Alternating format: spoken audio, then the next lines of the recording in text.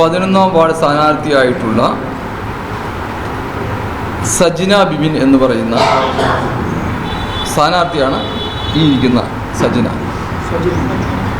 ഇവർ ഈ election polling നടക്കുന്ന സമയത്ത് CPMൻ്റെ നേതാക്കന്മാരും ഗുണ്ടകളായ കുറച്ച് പേര് അവരുടെ അമ്മയാണ് ഇവിടെയുള്ളത്, ഇവരുൾപ്പെടെയുള്ള വീട്ടിലിരിക്കുമ്പോൾ വീട്ടിൽ കയറി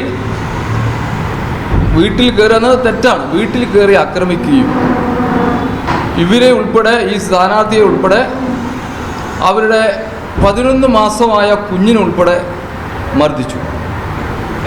അത് 11ാം തീയതി കഴിഞ്ഞിട്ടുന്ന ദിവസങ്ങൾ പിന്നിട്ട് ആ മംഗളം ഡാമിൽ പോലീസ് സ്റ്റേഷൻ്റെ പരിധിയിലാണ് ഈ സ്ഥലം വരുന്നത്. ഞാൻ ഉൾപ്പെടെയുള്ള ആളുകൾ, പാലക്കാട് MP VK ശ്രീകണ്ഠൻ ഉൾപ്പെടെ ആളുകൾ പോലീസിനോടും SP-യോടും എല്ലാം പറഞ്ഞു. പക്ഷേ SP വളരെ പോസിറ്റീവായിട്ടാണ് നമ്മളോട് പെരുമാറിയിട്ടുള്ളത്. ഇപ്പോൾ 4 മണിക്ക് തന്നെ അദ്ദേഹം കാണാൻ പറഞ്ഞു. പക്ഷേ അവിടുത്തെ പോലീസുകാർ ഇത്ര ദിവസമായി ഒന്നും ചെയ്തിട്ടില്ലെന്ന് മാത്രമല്ല, ആ പ്രതികൾക്ക് സംരക്ഷണം കൊടുക്കുന്ന രീതിയിലാണ് മംഗളം ഡാമിലെ പോലീസും ആലത്തൂരിൽ DYSP ഉൾപ്പെടെ. നോക്കുമ്പോൾ DYSPയുടെ ചിത്രം എന്താണെന്ന് അടുത്ത കാലത്ത് ട്രാൻസ്ഫർ ചെയ്യുന്ന ആളാണ്.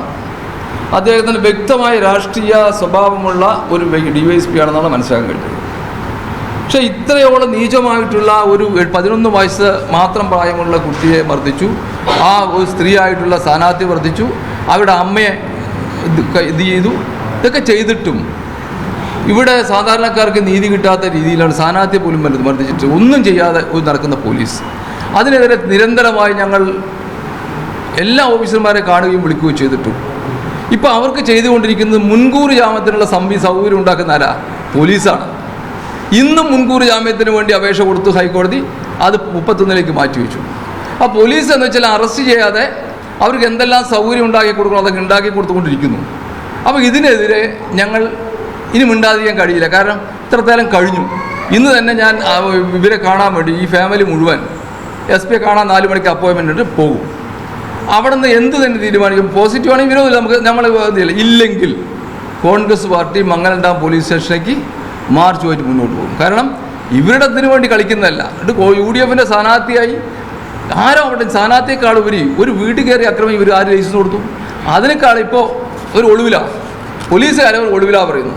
പക്ഷേ അവരുടെ ഭർത്താവായിട്ടുള്ള അവരെ വിളിക്കുകയാണ്, വീഡിയോ കോളിൽ തന്നെ കൊല്ലും തല്ലും എന്ന് പറഞ്ഞ് നിരന്തരമായി ഭീഷണിപ്പെടുത്തിക്കൊണ്ടിരിക്കുന്നു.